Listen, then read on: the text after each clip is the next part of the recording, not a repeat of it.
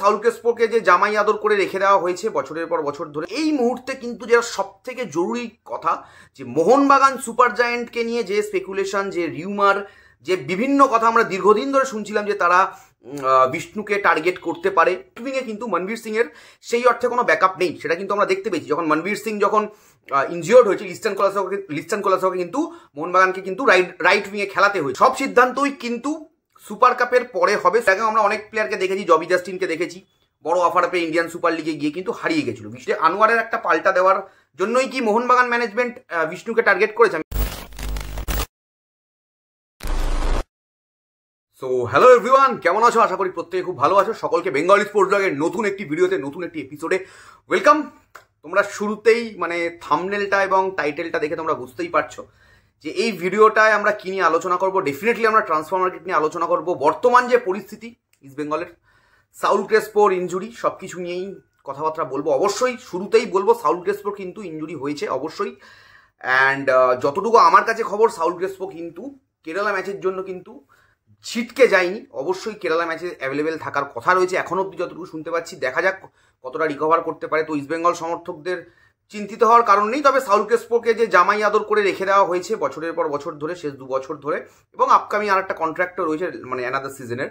তো সেই জায়গাতে আমি জানি না কতটা এরকম একজন চোটপ্রবণ প্লেয়ারকে নেক্সট সিজনে কন্টিনিউ করা হবে কিনা।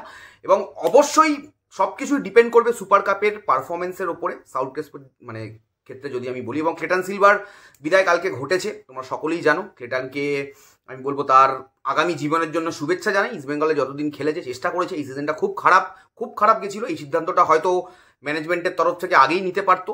লাস্টে ক্লেটনের এই একটা মিসবিহেভ বা যাই বলো, যে বিহেভিয়ারটা ক্লেটন করেছে, I think as a professional football player সেটা ঠিক ছিল না। তো ক্লেটনকে অল দ্য বেস্ট। এবং coming back to the original topic, the main topic, এই মুহূর্তে ইস্ট বেঙ্গলের ক্ষেত্রে আমি বলি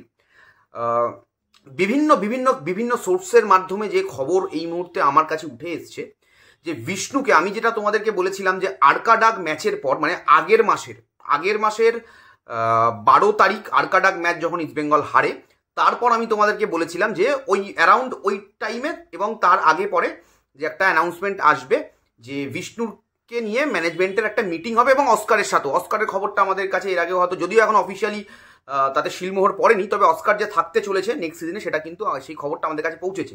তো সেই জায়গাতে কিন্তু বিষ্ণুর সাথে যে মিটিংটা হওয়ার কথা ছিল, বা বিষ্ণুর সাথে যে দর কষাকষি, আমি চলতি কথায় বলবো ট্রান্সফার মার্কেটের জায়গাতে দাঁড়িয়ে, যে নতুন একটা রিকন্ট্রাক্ট দেওয়ার একটা যে সম্ভাবনা ছিল, অলরেডি কন্ট্রাক্টে রয়েছে বিষ্ণু যদিও ইস্ট বেঙ্গলের সাথে, তবে সেই কন্ট্রাক্টটাকে রিভাইজ করা এবং আগামীর জন্য আরও কন্ট্রাক্ট বাড়িয়ে নেওয়ার যে একটা সম্ভাবনা থেকে আশা করছিলাম আমরা, সেইটা কিন্তু যতটুকু আমি এই মুহূর্তে খবর পাচ্ছি, বিষ্ণুকে কিন্তু অ্যাটলিস্ট ইস্ট বেঙ্গলের তরফ থেকে দুবার অ্যাটলিস্ট কিন্তু তাকে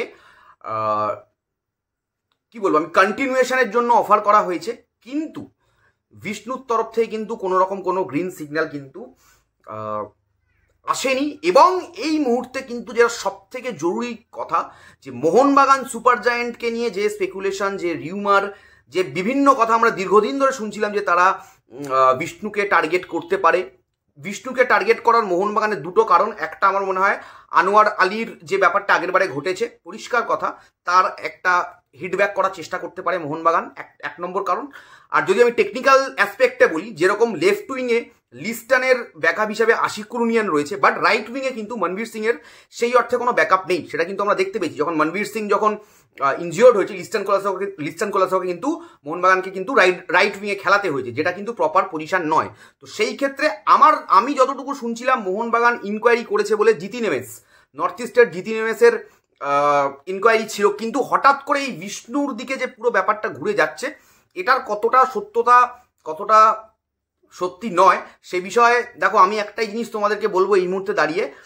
অবশ্যই বিষ্ণুকে একটা ইনকোয়ারি তো মোহনবাগান সুপার জায়েন্ট করেছে। বিষ্ণুকে মোহনবাগান সুপার জায়েন্ট কথাবার্তাও বলেছে বিষ্ণুর সাথে। বিষ্ণু ডিল সাইন করে দিয়েছে মোহনবাগানে, এখন অব্দি এরকম কোনো খবর কিন্তু আমার কাছে নেই।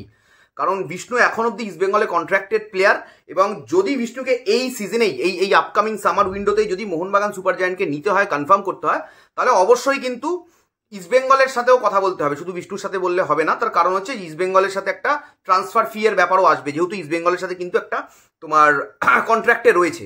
এবং সেই জায়গাতে দাঁড়িয়ে যে কোনো সিদ্ধান্তই আমি এই মুহূর্তে বলবো তোমাদের প্রত্যেককে, আমি আগেও বলেছি, অবশ্যই বিদেশি এবং ডোমেস্টিক দুটো দিক থেকেই আমি তোমাদের আগেই বলেছি যে সব সিদ্ধান্তই কিন্তু সুপার কাপের পরে হবে, সুপার কাপের আগে হওয়ার সম্ভাবনা নেই।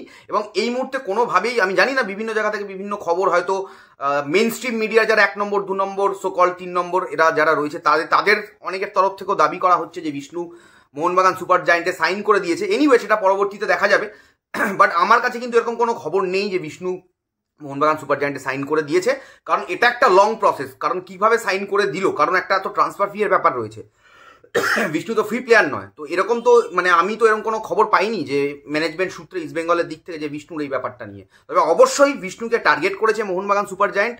জিতি নেমেস, বিষ্ণু এরা কিন্তু রাইট উইং এর ক্ষেত্রে আমরা একটা সময় ব্রাইসনের নামও শুনছিলাম, যদিও ব্রাইসন কিন্তু রাইট উইঙ্গার নয়, ব্রাইসন কিন্তু বাদিক থেকে খেলে মেনলি। তো সেই জায়গাতে দাঁড়িয়ে আমি বলবো বিষ্ণুকে টার্গেট করেছে মোহনবাগান সুপার জায়েন্ট। এই বিষয়ে এই মুহূর্তে আমার খুব একটা সন্দেহ নেই। আর ইস্টবেঙ্গলের ক্ষেত্রে যদি বলি, ইস্টবেঙ্গলের দিকে যদি এবারে আসি, আমি বলবো এই যে বর্তমান পরিস্থিতি না, লাস্ট যে সিজনটা ইস্টবেঙ্গল ইন্ডিয়ান সুপার লিগ খেললো, ডুরান্ড কাপ বা যে সিরিজটা চলছে অ্যাকচুয়ালি, যেখানে সুপার কাপটাও আর 3 দিন বাদে ইস্টবেঙ্গলের খেলা, সেই সিজনটাতে যদি one of the promising things যদি ইস্টবেঙ্গলের জন্য কিছু হয়, বিষ্ণু আমি বলেছিলাম ম্যানেজমেন্টের ক্ষেত্রে এইরকম খবর উঠে আসছে, তার কারণ আমার মনে হয় ম্যানেজমেন্ট, ইস্টবেঙ্গল ম্যানেজমেন্ট এখন অব্দি বিষ্ণুকে এগ্রি করিয়ে একটা লং কন্ট্রাক্ট দিতে পারেনি। আমার মনে হয় বিষ্ণু যা প্লেয়ার, বিষ্ণুকে অ্যাটলিস্ট 28-29 অব্দি এই মুহূর্তে একটা কন্ট্রাক্ট, 2028-29 অব্দি একটা ভালো কন্ট্রাক্ট দিয়ে দেওয়া উচিত।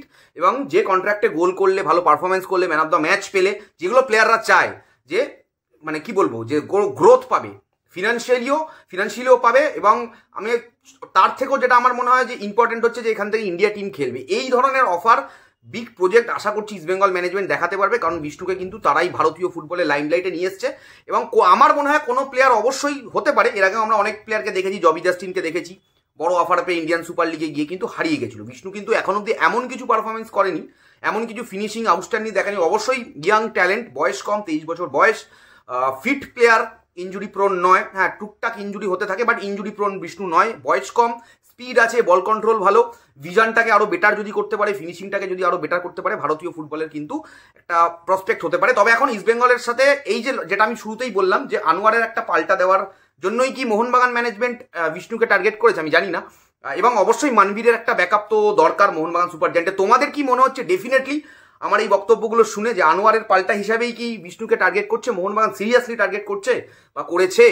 তো সেটা তোমাদের কি মনে হচ্ছে সেটা তোমার ডেফিনেটলি কমেন্ট বক্সে জানিও। আমার তো মনে হচ্ছে ট্রান্সফার মার্কেটের খেলা জমে গেল, এবং আরো অনেক ট্রান্সফার মার্কেটের এরকম লড়াই আমরা এই সিজনে দেখতে চলেছি। আমি আগেও বলেছিলাম ডার্বি তো হবেই ট্রান্সফার মার্কেটে, আগেরবারও হয়েছে ট্রান্সফার মার্কেটের ডার্বি, এবারেও ট্রান্সফার মার্কেটের ডার্বি হবে। এবং বেশ কিছু বড় বড় ক্লাবস লাইক মুম্বাই সিটি এবং বিভিন্ন প্লেয়ারদের নিয়ে এই মুহূর্তে ভেতরে কিন্তু লড়াই চলছে। এবং এই বিষ্ণুর লড়াইতে কিন্তু একটা সময় আমরা মুম্বাইয়ের নামও শুনেছিলাম।